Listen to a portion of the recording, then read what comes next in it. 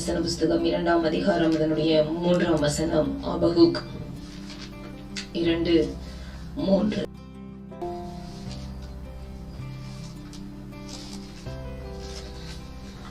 எடுத்தவர்கள் வாசிங்க. ஆபகுக் 2ஆம் அதிகாரம் 3ஆம் வசனம் வாசிக்கிறேன். குறித்த காலத்துக்கு தரிசனம் இன்னும் வைக்கப்பட்டிருக்கிறது, முடிவிலே அது விளங்கும், அது பொய் சொல்லாது, அது தாமதித்தாலும் அதற்கு காத்திரு, அது நிச்சயமாய் வரும், அது தாமதிப்பது இல்லை. ஆமென். அடிக்கடி நாம் கேள்விப்படுகிற ஒரு வசனம். கர்த்தர் இந்த காலை வேளையிலே இந்த வசனத்தின் மூலமாய் கர்த்தர் உங்களோடு பேசுவாராக, உங்களை தைரியப்படுத்துவாராக. இந்த வசனத்திலே நாம் எவ்வாறு வாசிக்கிறோம்? குறித்த காலத்துக்கு தரிசனம் இன்னும் வைக்கப்பட்டிருக்கிறது, முடிவிலே அது விளங்கும், அது பொய் சொல்லாது, அது தாமதித்தாலும் அதற்கு காத்திரு, அது நிச்சயமாய் வரும், அது தாமதிப்பது இல்லை. ஆமென். இந்த வசனத்திலே ஆண்டவர் தரிசனத்தை குறித்து பேசுகிறார். ஆமென். தரிசனம் அப்படிங்கிற வார்த்தையை ஆண்டவர் குறித்து அந்த தரிசனத்தினுடைய 4 குணாதிசயங்கள், தரிசனம் எப்படி நிறைவேறும் என்று ஆண்டவர் இதில் சொல்லுகிறார். ஆமென். இப்போ நான் உங்ககிட்ட கேட்கிறேன், தரிசனம் என்றால் என்ன? அடிக்கடி நாம் இந்த வார்த்தையை நாம் கேட்டிருக்கிறோம், கிராஸ் பண்ணியிருக்கிறோம். ஆமென். தரிசனம் நிறைவேறும். அடிக்கடி பாடல்கள்ல பாடுகிறோம், தரிசனம் தந்தவர் தவறாமல் நிறைவேற்றி முடிப்பார், தேவன் தந்த தரிசனங்கள் அது நிச்சயம் நடந்து தீரும் என்று நாம் அடிக்கடி இந்த தரிசனத்தை பிடித்துக் கொண்டு ஓடுகிற பிள்ளைகள் என்று ஆமென் நாம் அடிக்கடி நாம் இந்த வார்த்தையை நாம் யூஸ் பண்ணியிருக்கிறோம். தரிசனம் அப்படின்னு சொல்லும் போதே நம்ம மனதுல ஒரு இது இருக்கும், அது ஏதோ ஒரு படம், ஒரு பிக்சர், ஒரு வரைபடம் அப்படிங்கிற ஒரு இது. தரிசனத்துல பார்த்தேன், சொப்பனத்துல பார்த்தேன் அப்படின்னா அது ஏதோ ஒரு பிக்சர் அப்படிங்கிற மாதிரி நம்ம மனசுல தோணும். ஆனா ஆண்டவர் இது என்ன தரிசனம் அப்படின்னா என்னன்னா, என்னை குறித்து நான் உங்களுக்கு எளிதாய் புரிந்து கொள்ளும்படி சொல்கிறேன். என்னை குறித்து ஆண்டவர் பார்த்த விதம், என்னை குறித்து நான் பார்த்த விதம் அல்ல, என்னை குறித்து ஆண்டவர் எப்படி பார்க்கிறாரோ அதுதான் தரிசனம்.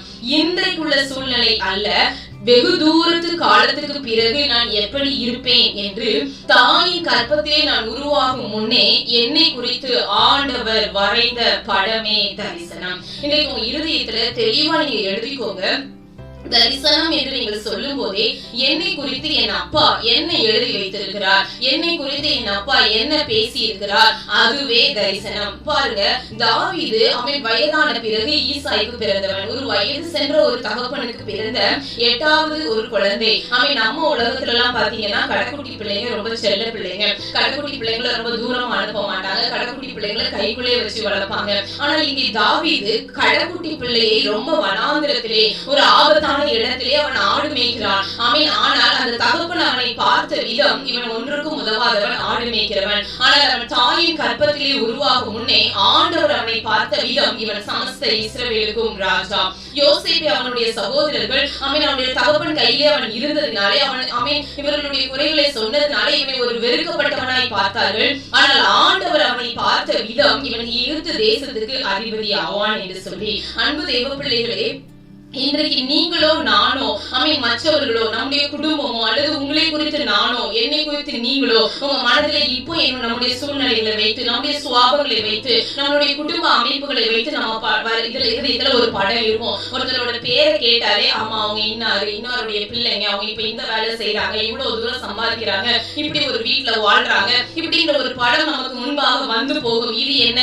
இந்த கண்களால் நாம் பார்த்த படம். ஆனால் தரிசனம் என்பது இந்த கண்களால் பார்ப்பது அல்ல, ஆவிக்குரிய கண்களால் என் அப்பா என்னை குறித்து என்ன எழுதியிருக்கிறார், இதை நான் பெற்றுக்கொண்டு இதன்படி என்னுடைய வாழ்க்கையை ஆண்டவர் அமைக்கிற வரைக்கும் ஓடுகிற ஓட்டமே தரிசனத்தின்படி வாழ்கிறவன். தரிசனத்தின்படி வாழ்கிறவன் பயப்பட மாட்டான், தரிசனத்தின்படி வாழ்கிறவன் பின்வாங்குகிற மாட்டான், தரிசனத்தை பற்றி கொண்டு வாழ்கிறவன் எதற்கும் அஞ்ச மாட்டான். இதை கேட்கிற அன்பு தேவ பிள்ளைகளே, 2வது நான் உங்களிடத்தில் கேள்வி வைக்கிறேன். உங்களை குறித்து ஆண்டவர் என்ன தரிசனம் வைத்திருக்கிறார் என்பது உங்களுக்கு தெரியுமா?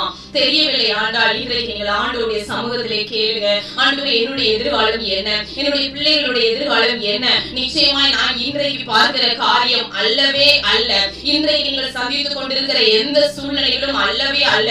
இயேசுவின் நாமத்தினாலே நான் உறுதியாய் சொல்லுவேன், இப்பொழுது நீங்கள் கடந்து கொண்டிருக்கிற இந்த பாதைகள் ஆண்டவர் உங்களுக்காக வைத்த பாதைகள் அல்ல. உங்களுக்கு ஒரு மேலான தரிசனம் உண்டு, உங்க மேல மேலான ஒரு திட்டம் உண்டு. முதலாவது தரிசனம்னா என்னன்னு எழுத விதத்துல புரிந்து கொள்ளுங்க. என்னை குறித்து என் ஆண்டவர் பார்க்கிற விதமே தரிசனம். அது இந்த காலத்துக்கு பொருந்துமோ பொருந்தாதோ, தாவீது சொல்லுவான் அவன் வீட்டை குறித்து வெகு தூரத்து காலமா இருக்கும் நற்செய்தி. ஆமென். அது ஒரு நல்ல செய்தி, ரொம்ப தூரத்துக்கு அப்புறம் நிறைவேற போகிறது. நிச்சயமா இது ஒரு தீமையான செய்தி அல்ல. இது ரொம்ப நாளுக்கு அப்புறம் ஆமென் இப்படி ஒரு ஆபத்து வரும், இப்படி ஒரு வியாதி வரும், திடீர் மரணங்கள் வரும், அது அல்ல தரிசனம். தூரத்து காலத்துல இருக்கும் நற்செய்தி. அந்த வசனத்தை நான் வாசிப்போம். ஆமென். தரிசனம் என்றால் என்ன என்று நான் உங்களுக்கு ஆமென் இன்றைக்கு விளக்குறேன். 1 நாளாகவும் நீங்க மனதுல சில வசனங்களை மனப்பாடமா நீங்க தெரிந்து கொள்ளணும். 1 நாளாகவும் 17:17. ஆமென். நான் மனப்பாடம் பண்ணுவதற்கு எளிதான ஒரு வசனம். 1 நாளாகவும் 17:17. தாவீது சொல்லுகிறான், ஆண்டவர் தேவனே, இது இன்னும் உடைய பார்வைக்கு கொஞ்ச காரியமா இருக்கிறது என்று தேவனாகிய கர்த்தராய் இருக்கிற நீ உமது அடியானுடைய வீட்டை குறித்து வெகு தூரமாய் இருக்கும் காலத்து செய்தியையும் சொல்லி என்னை மகா மேன்மையான சந்ததியின் மனுஷனாக பார்த்தீர். வெகு தூரமாய் இருக்கும் காலத்து செய்தியை சொல்லுகிறவர். இன்றைக்கு ஆண்டவர் சொல்லுகிற செய்தி நிறைவேற போகிற காலம் கொஞ்சம் தூரமாய் கூட இருக்கலாம். ஆனால் சொல்லுகிறவர் யார்? சொன்னதை செய்கிறவர். இப்படி யாரெல்லாம் தரிசனம் வாங்கி கொண்டு ஓடுறாங்களோ இவங்க எல்லாம் மேன்மைக்குரியவர்கள், இவர்கள் எல்லாம் ஆசீர்வதிக்கப்பட்டவர்கள், மேன்மையின் சந்ததியின் மனுஷனாக பார்த்தீ என்று தாவீது ஜெபிக்கிறான். அப்போ தரிசனம் என்பது என்னை குறித்து என் அப்பா நாளைக்கு 10 வருடங்களுக்கு பிறகு 5 வருடங்களுக்கு பிறகு நானும் என்னுடைய குடும்பமும் எப்படி இருக்க போகிறோம் என்று ஆண்டவர் என்னை குறித்து எழுதி வைத்த படமே தரிசனம். இப்போ நீங்க இன்னைக்கு இருக்கிற இந்த பிரசன்ட் சிச்சுவேஷன் ஒரு 10 வருடங்களுக்கு முன்பாக அல்லது ஒரு 5 வருடங்களுக்கு முன்பாக உங்களுக்கு முன்னறிவிக்கப்பட்டது. ஆமென். இன்றைக்கு முடிந்திருக்கிற சில திருமணங்கள், கர்த்தர் உங்களை கொண்டு வந்து வைத்திருக்கிற சில பாதைகள், உங்கள் கையில ஆண்டவர் கொடுத்திருக்கிற சில ஊழியர்கள், உங்கள் குடும்பத்தில் ஆண்டவர் அருளி இருக்கிற சில ஆசீர்வாதங்கள் எல்லாமே முன்னறிவிக்கப்பட்டதுதான்.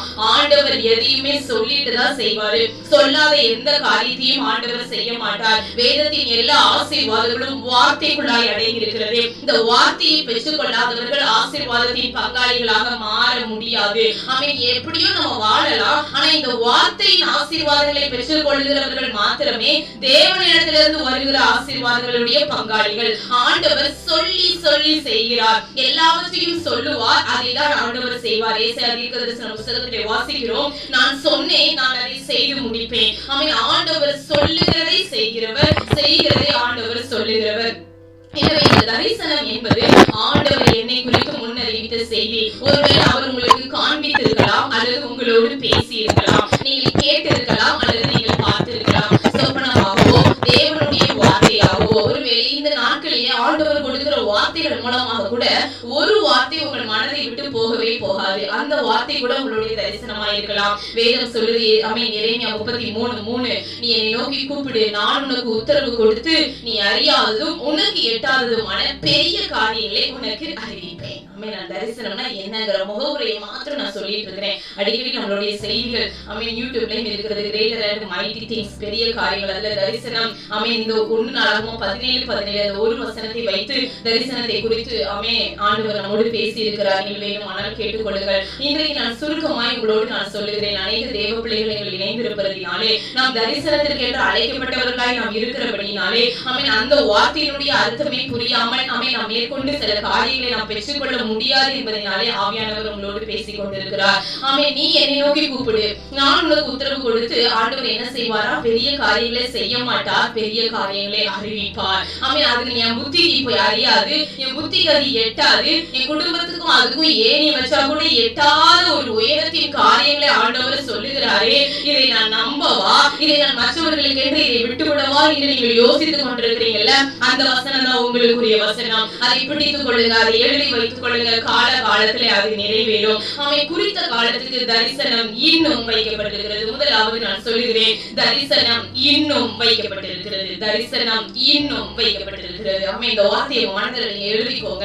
ஆமென். நிறைய பொருட்கள், ஆமென், நிறைய வீடுகள், ஆமென், இதெல்லாம் நம்ம பார்க்கிறோம்ல, ஒன்னொன்னுக்கும் ஒவ்வொரு காலங்கள் உண்டு. அவ்வளவுதான். அந்த வீடு இதுக்கு மேல இது தேராது, இதை இடிச்சுதான் கேட்டோம் அப்படின்னு சொல்லுவோம். சில பொருட்கள் அது காலாவதி ஆகும். சில உணவு பொருட்கள் அதுல ஒரு எக்ஸ்பைரி டேட் இருக்கும்ல, இது முடிந்ததுன்னா இதுக்கு மேல இது அவ்வளவுதான், இது தூக்கி போடுற வேண்டியதான், இந்த பொருளை நான் வாங்கினதுனால எந்த பிரயோஜனமும் இல்லை, 3 மாதங்களுக்குள்ளாய் நான் அதை பயன்படுத்தணும். சில பொருட்களை 6 மாதங்களுக்குள்ளாய் பயன்படுத்தணும். அல்லது நீங்க அதை பயன்படுத்தினாலும் ஃபுல் பேக்கா இருந்தாலும் நீங்க தூக்கி தான் போடணும், காலாவதி ஆகும். ஆனால் இந்த காலவேளையிலே ஆண்டவர் சொல்லுகிறார், இது போல நீ நிறைய வார்த்தைகளை, நிறைய தரிசனங்கள் காலாவதி ஆயிட்டுன்னு தூக்கி போட்டுட்டு அநேக காரியங்களுக்கு ஆண்டவர் உயிர் கொடுக்க போகிறார். ஆண்டவர் சொல்லுகிறார், இன்னும் வைக்கப்பட்டிருக்கிறது தரிசனம், இன்னும் வைக்கப்பட்டிருக்கிறது. நீ பார்த்த தரிசனம், நீ பார்த்த சொப்பனம், ஆண்டவர் உன்னோடு எப்பொழுதோ பேசின ஒரு வாக்குத்தத்த வார்த்தை காலாவதி ஆகிவிட்டது என்று நினைத்து சில காரியங்களை ஒதுக்கி வைத்திருக்கிறீங்கல்ல, இன்னைக்கு அந்த காரியங்கள் எல்லாம் நீங்க தட்டி எழுப்பி அதன் மேல உங்களுடைய ஆவியை,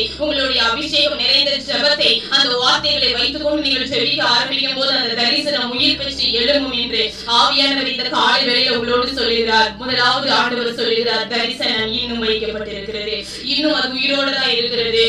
இன்னும் அது செல்லாமல் போக பண்ண ஒருவனாலும் கூடாது. நான் பெற்ற தரிசனத்தை கர்த்தர் என்றைக்கோ என்னை குறித்து, என் பிள்ளைகளை குறித்து சொன்ன வார்த்தைகள் இன்னும் உயிரோடு தான் இருக்கிறது. அது இன்னும் அது என்னை காணால் அது எழும்பி என்னை காணாலும் அது என் வாழ்க்கையில நிறைவேறுவதற்காக இன்னும் தேவனுடைய வார்த்தை ஜீவனோடு கர்த்தர் என்னை குறித்து பார்த்த அந்த படம் இன்னும் வைக்கப்பட்டு இருக்கிறது. இன்னும் பல புயல், பல காற்று, பல எதிர்மறையான சூழ்நிலைகள், பல நிந்தைகள், பல அவமானங்கள், பல பொருளாதார நெருக்கடிகள், என் தலைக்கு மிஞ்சின கடன் பாரங்கள், பிரச்சனைகள், ஆண்டவர் சொன்ன வார்த்தைக்கு மாறான எத்தனையோ சூழ்நிலைகள் வழியாக நீங்க கடந்து போய் கொண்டிருக்கலாம். அந்த வார்த்தைகளையே நீங்கள் மறந்திருக்கலாம், அல்லது நீங்கள் மறக்க நினைத்திருக்கலாம். இதெல்லாம் என்னுடைய வீண் கற்பனை, இதெல்லாம் என் வீண் ஆசை, ஆண்டவர் சொன்ன வார்த்தைகளை நான் நம்பினது எல்லாம் என்னுடைய பொழுதை போக்கின நிறைய சூழ்நிலைகள் என்று யாராவது இந்த தேவ செய்தியை சோர்ந்து கேட்டிருப்பீங்கன்னா கர்த்தர் இந்த காலை வேளையில உங்களுக்கு ஒரு வார்த்தை சொல்லுகிறார், சோர்ந்து போகாதே, தரிசனம் இன்னும் வைக்கப்பட்டிருக்கிறது. ஆமென். அது இன்னும் காலாவதி ஆகல, ஆமென். அது இன்னும் அழிந்து போகல. கர்த்தர் கொடுத்த ஒரு வார்த்தை கூட தரையில விழுந்து விடாது. அது சொன்னதை செய்யும் அளவும் அது ஒரு நாளும் ஆண்டவரிடத்துல வெறுமையாய் திரும்பி வராது. ஆண்டவர் எதற்காய் அனுப்புகிறாரோ ஒவ்வொரு நாளும், ஒவ்வொரு வாரமும், ஒவ்வொரு மாதங்களும், டெய்லி நீங்கள் பைபிள் வாசிக்கும் போதும், டெய்லி நீங்கள் சேவை செய்திகளை கேட்கும் போதும், உங்களுடைய குடும்ப ஜெபத்திலும் ஆண்டவர் எதற்காகலாம் வார்த்தைகளை அனுப்புகிறாரோ அது எல்லாம் அது செய்து முடித்து விட்டுதான் அது திரும்பும். அது செய்து முடித்து விட்டுதான் அது திரும்பும். அது ஒரு நாளும் வெறுமையாய் திரும்பாது. ஆமென். தரிசனம் இன்னும் வைக்கப்பட்டிருக்கிறது. இரண்டாவது ஆண்டவர் சொல்லுகிறார் பாருங்க, அதுல என்ன இல்லையா, பொய் சொல்லாது. தரிசனம் ஒரு நாளும் பொய் சொல்லாது. இரண்டாவது ஆண்டவர் சொல்லுகிறார், முதலாவது அது காலாவதி ஆகல மகளே, சோர்ந்து போகாது. இரண்டாவது தரிசனம் ஒரு நாளும் பொய் சொல்லாது. ஆண்டவருடைய வார்த்தையே எவ்வளவு வேணும் பொய் இல்லை. ஆமென். அவர் பொய் சொல்ல மனுஷன் அல்ல, அவர் மனமாற மனுபுத்திரனும் அல்ல. அவர் சொல்லியும் செய்யாதிருப்பாரா என்று பிள்ளையாம் தீர்க்கதரிசன வாசிக்கல 24 நாம் வாசிக்கிறோம். ஆண்டவருடைய வார்த்தைகளிலே பொய் இல்லவே இல்லை. நீங்க அதை எல்லா வார்த்தைகளையும் கேட்பது போல, மனிதனுடைய வார்த்தைகளை கேட்பது போல நீங்க கேட்டுட்டு மறக்கிறதுக்கோ, அல்லது அதை கேட்டுட்டு அது ஒரு பொருட்டா அப்படி எண்ணாம அப்படி கடந்து போகிறதுக்கோ அதுல பொய் அப்படி ஒரு பிரோஜனம் இல்லாத ஒரு வார்த்தை அது அல்ல. இந்த நாட்களில் பல துக்கமான ஒரு காரியங்கள்ல ஒன்று, நம்ம தேவனுடைய வார்த்தையை, ஆண்டவர் கொடுத்த தரிசனங்களை, வாக்குத்தத்தங்களை நாம் பிடித்து கொள்ளாததுதான்.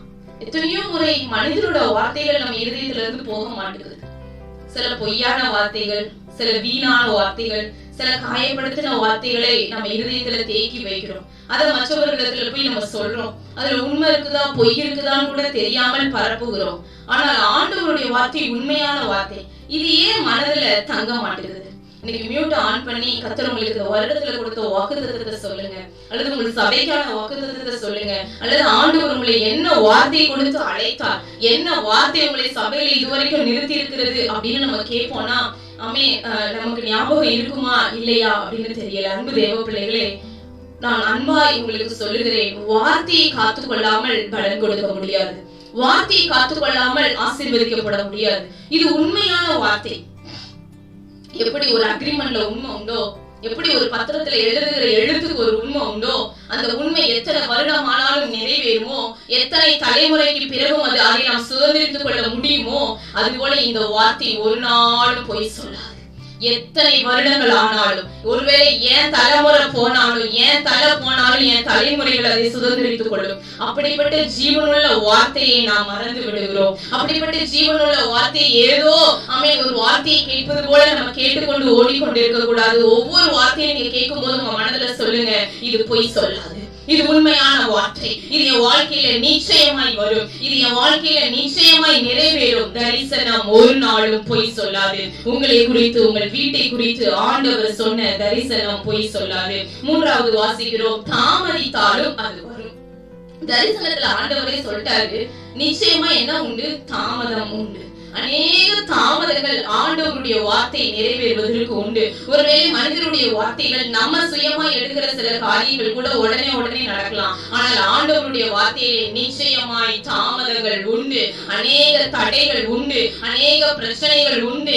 இந்த காரியத்தை மேற்கொண்டு செய்யலாமா, வேண்டாம்னு விட்டுலாமா என்று சொல்லுகிற அநேக தடைகள் அந்த காரியத்துல வரும், அநேக தாமதங்கள் வரும். அதான் ஆண்டவர் சொல்லுகிறார், தாமதித்தாலும் வரும், நீ அதற்கு காத்திரு. அதுக்கடுத்து கடைசி ஆண்டவர் சொல்லுகிறார், நிச்சயமாய் அது வரும், அது தாமதிப்பது இல்லை. இதுதான் தரிசனத்தை குறித்து ஆண்டவர் சொல்லுகிறார், இன்னும் வைக்கப்பட்டிருக்கிறது. அது ஒரு நாளும் பொய் சொல்லாது. அது தாமதிக்கும், ஆனால் வரும், அது நிச்சயமாய் வரும்.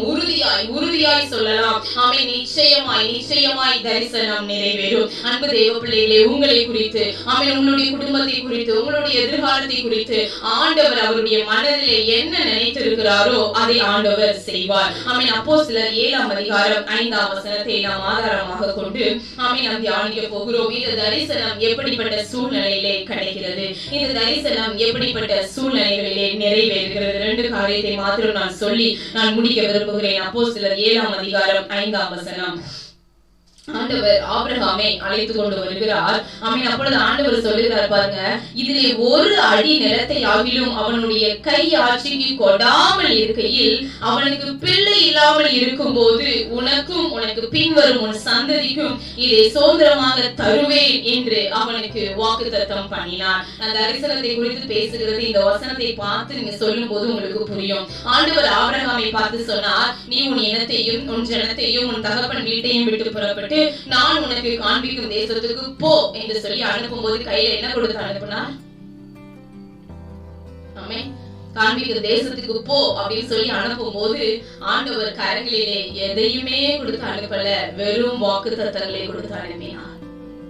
ஆமென். யாக்கோபு மாமனார் வீட்டுக்கு போகும்போது சொல்லுகிறார், நான் வெறும் கையாய் இந்த யோர்தானை கடந்து வந்தேன். அவன் வெறும் கையாய் போனாலும் வாக்குத்தத்தங்களோடு போனான். கையில என்ன இருக்குதோ இல்லையோ வார்த்தை இருக்கும்.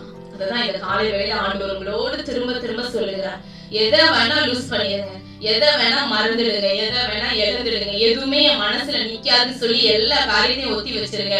ஆனா வார்த்தை கரங்களிலே எப்பொழுதும் இருக்க வேண்டும். ஆண்டவர் காண்பிக்கும் தேசத்துக்கு போ என்று சொல்லி ஒரு கட்டளையோடு ஆண்டவர் அவனை அனுப்பும் போது ஒண்ணுமே கொடுக்கல, நிறைய வாக்கு தத்தங்களை வாயை திறந்து தாராளமா அவனை ஆசீர்வதித்து ஆண்டவர் அனுப்பினார். உன்னை நான் ஆசீர்வதிப்பேன், பூமியின் வம்சங்கள் எல்லாம் உனக்குள்ள ஆசீர்வதிக்கப்பட்டிருக்கும்.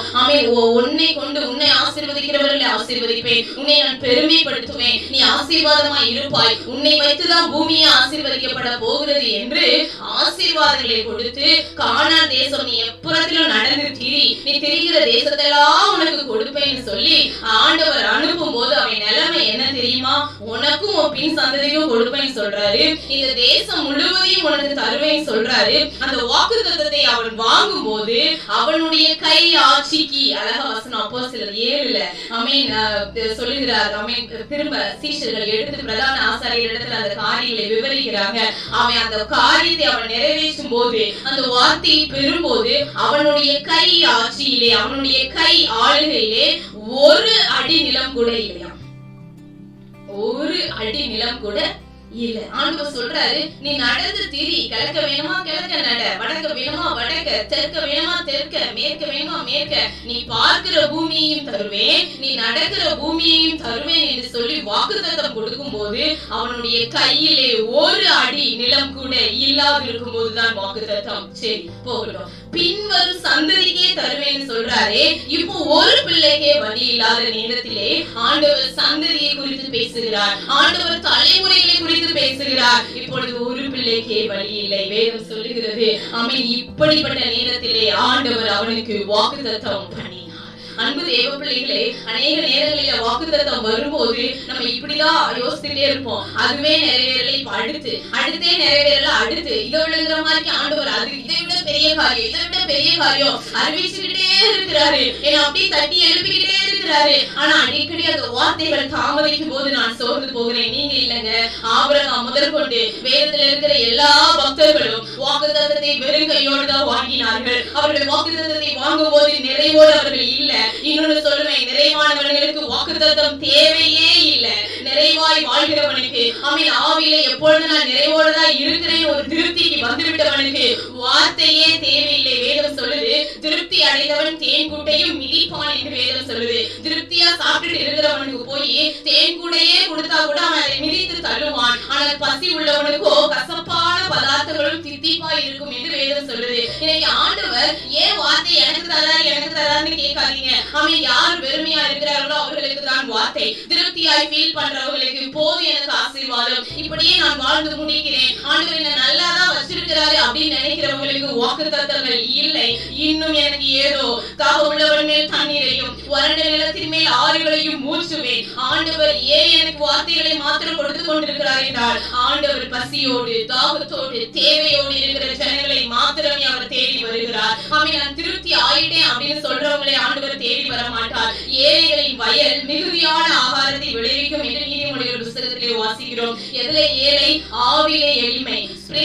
புவர் இந்த ஸ்பிரிட், ஆவிலே எளிமை. இன்னும் நான் ஏழையா இருக்கிறேன்ப்பா, இன்னும் நான் தேவையோடு இருக்கிறேன்ப்பா, இன்னும் எனக்கு உடைய வார்த்தைகள் வேணுமாப்பா என்று சொல்லுகிறவர்களுடைய வயல், அப்படி சொல்லுகிறவர்களுடைய இருதயத்திலே மிகுதியான ஆகாரத்தை ஆண்டவர் விளைவிக்க பண்ணுவார். நம்முடைய தேவன் பட்சபாதம் உள்ள தேவன் அல்ல, ஆனால் தாகம் உள்ளவர்கள் பக்கமாய் அவர் சார்ந்து கொள்கிறவர், வெறுமையானவர்கள் பக்கமாய் அவர் சார்ந்து கொள்கிறவர்கள், இல்லாதவர்கள் பக்கமாய் அவர் சாய்ந்து கொள்கிறவர். ஏன் என்றால் அவருக்கு மகிமை வரும்படியாக, அவருக்கு மேன்மை வரும்படியாக ஆண்டவர் இப்படிப்பட்ட ஒரு செலக்ஷனை ஆண்டவர் வைத்திருக்கிறார். அன்பு தேவ பிள்ளைகளே, ஒரு அடி நிலமும் இல்லை. சந்ததிக்கு தருவேன்னு சொல்றாரே, அட்லீஸ்ட் எனக்கு சந்ததியாவது இருக்குதா, எனக்கு பிள்ளையாவது இருக்குதா? எதுவுமே இல்லையே. ஆனா வாக்குத்தத்தம் மட்டும் எனக்கு திராணிக்கு மிஞ்சி ஆண்டவர் கொடுக்கிறாரே என்று நீங்கள் யோசித்துக் கொண்டிருப்பீங்கன்னா, ஆமென், ஆண்டவர் உங்களுக்கு சொல்லுகிறார், வெறுமையான பாத்திரத்தை அவர் அறிந்து அதை அவர் நிரப்ப உண்மை உள்ளவராய் இருக்கிறார். ஆமென், இந்த வாக்குத்தத்தங்கள் ஆபிரகாம் வாழ்க்கையிலே நிறைவேறிச்சா? இல்ல, அவனுடைய தலைமுறைகள் வாழ்க்கையிலே நிறைவேறிச்சு. அப்போஸ்தலர் 7ஆம் அதிகாரம் 17ஆம் வசனத்திலே வாசிக்கிறோம், ஆபிரகாம் தேவன் ஆணையிட்டு அருளின வாக்குத்தத்தம் நிறைவேறும் காலம் சமீபித்த போது. முதலாவது நான் சொன்னேன், தரிசனம் என்னை குறித்து ஆண்டவர் பார்த்த படம்.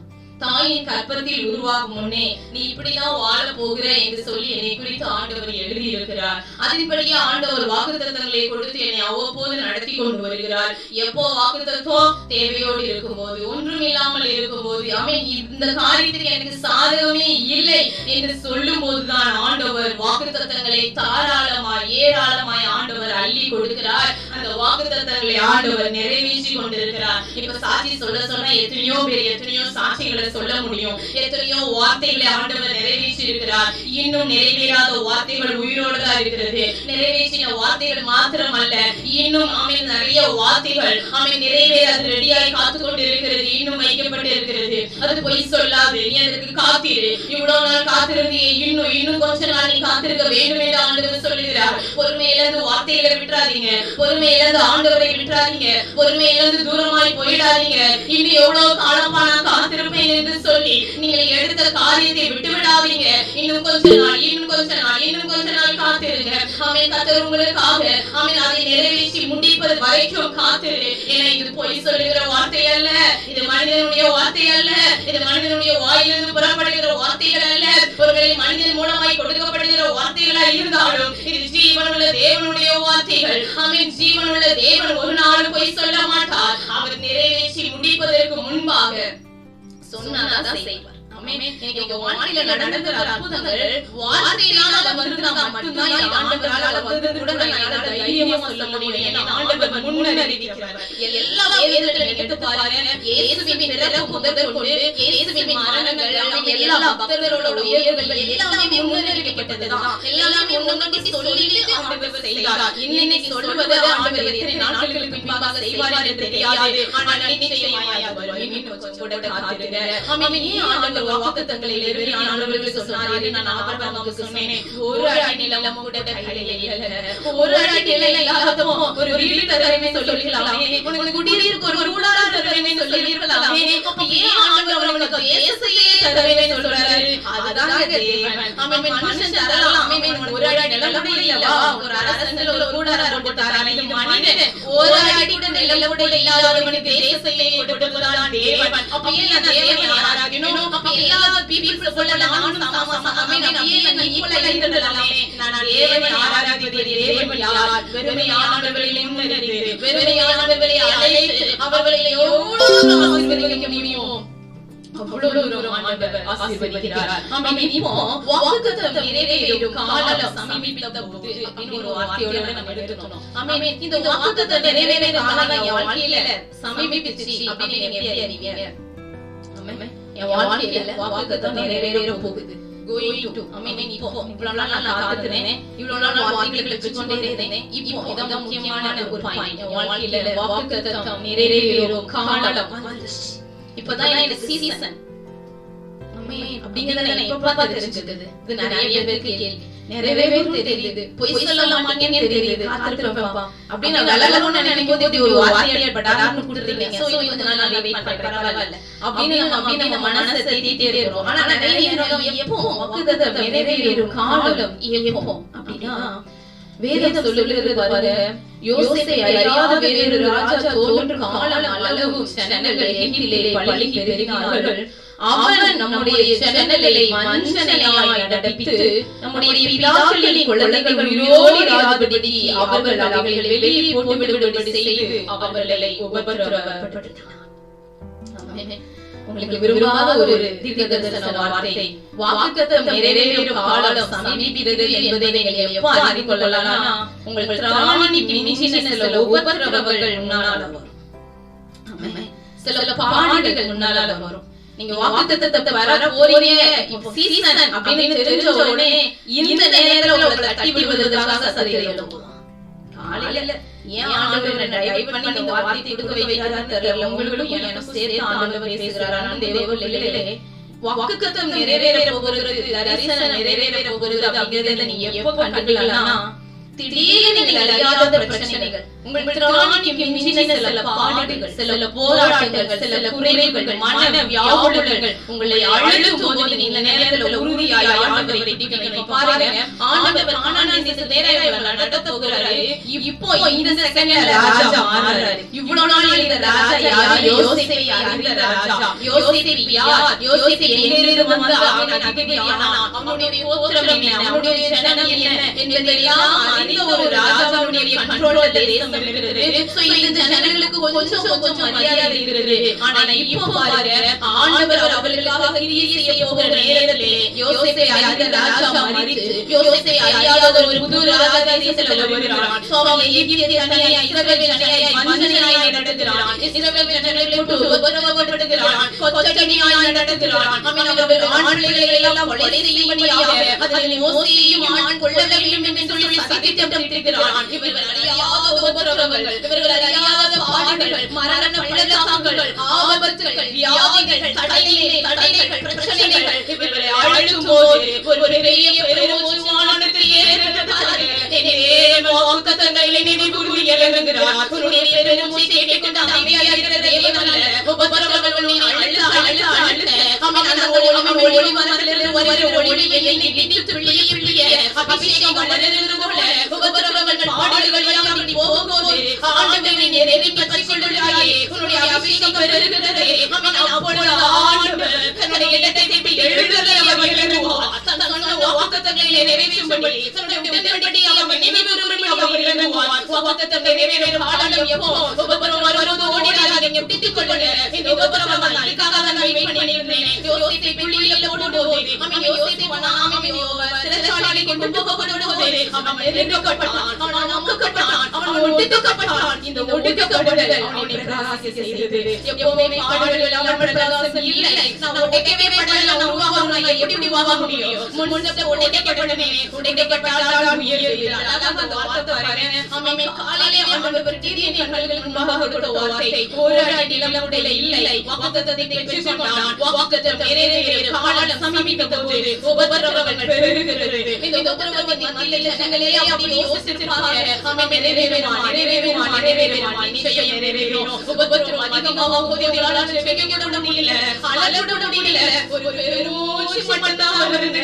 ஆமென். நிறைய பாவம் பெருகிடும் போது அப்ப ஏசாய் நடக்கவில்லை என்று பேசக்கூட முடியாத நேரத்துல ஆமென் ஒரு பெருமூச்சு சொல்றாரு.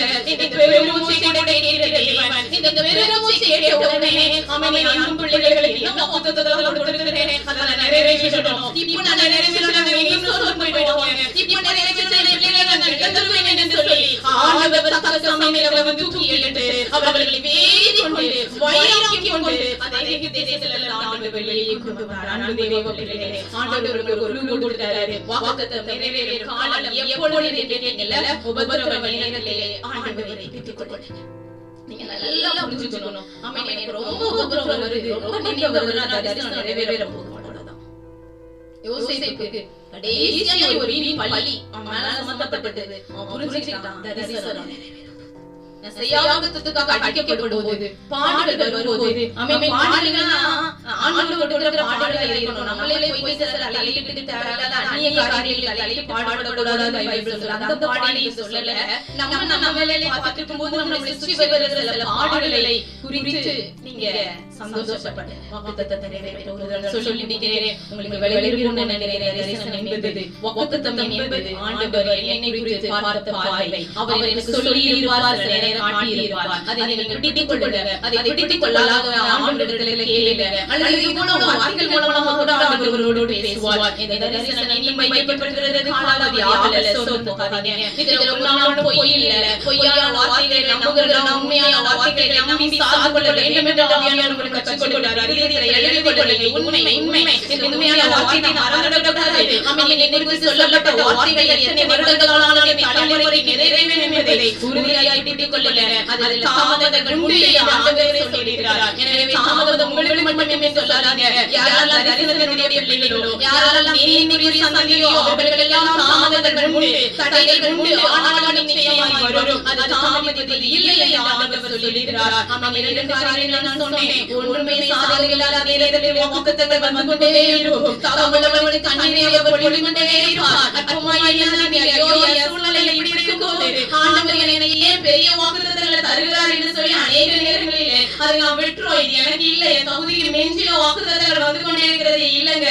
ஒரு அடி நேரம் கூட கையில் இல்லாத போது தேசத்தை வாக்கு பண்ணுகிறவர், ஒரு பிள்ளை கூட இல்லாத போது சந்ததியை குறித்து பேசுகிறவர் நம் தேவன். ஏனென்றால் அவர் ஜீவனுள்ள தேவன், அல்பா ஒமேகா ஆனவர், அவதியும் அந்தமும் இல்லாத தேவன். அவர் கொடுக்கிற வார்த்தைகள் அவர் அளவுக்கு பெரியதாக இருக்கும். பெற்றுக்கொள்ளுங்க. ஆமென். எப்ப ஆண்டவரே சமீபிக்கும், எப்ப ஆண்டவரே இந்த காலத்துக்கு நேரம் நீங்க நடத்துவீங்கன்னு கேக்குறீங்களா? மிகுந்த உபத்திரவத்தின் பாதையில ஒருவேளை நீங்க போயிட்டு இருக்கும் போது ஒண்ணு முடிவெடுங்க. நான் நினைத்து பார்க்காத பாதைகள், நான் அறியாத வழிகள், அறியாத வார்த்தைகள், அறியாத உபத்திரவங்கள் வழியாய் கர்த்தர் உங்களை நடத்துவார். ஆனால் நீங்கள் நெருக்கப்படுவீர்கள், ஆனால் உங்கள் அபிஷேகம் பெருகும். நீங்க நெருக்கப்படும் போது உங்கள் ஜெப நேரம் அதிகமாகும். நீங்க நெருக்கப்படும் போது உங்க விசுவாசம் அதிகமாகும். இதுதான் க்ளூ. ஆமென். வாக்குத்தத்தம் நிறைவேற போகுதுன்னா உபத்திரவம் வருது, ஆனா நான் விட்டு விலகணும்னு தோணல. உபத்திரவம் வருது, ஆனா அதிகமா ஜெபிக்கணும்னு தோணுது. உபத்திரவம் வரும்போது நான் அவ்வப்போது ஆண்டவரை என்னை திடப்படுத்தி கொண்டே இருக்கிறார். ஆண்டவரிடத்துல இன்னும் நெருங்கி கொண்டே இருக்கிறேன். நானே உணர்கிறேன், அபிஷேகம் பல மடங்கு அதிகமாகிறதை உணர்கிறேன். யாரெல்லாம் ஃபீல் பண்ணுவீங்களோ இந்த காலையில ஆண்டவர் தீர்க்க தரிசனமாய் சொல்லுகிறார். வாக்குத்தத்தத்தை புத்திரராய் ஆண்டவர் உங்களை சாட்சியாய் நிறுத்த போகிறார். சோர்ந்து போகாதீங்க. ஆண்டவர் உங்களுக்கு கொடுத்த எல்லா வார்த்தைகளும் நிறைவேறும். ஆமென். இயேசு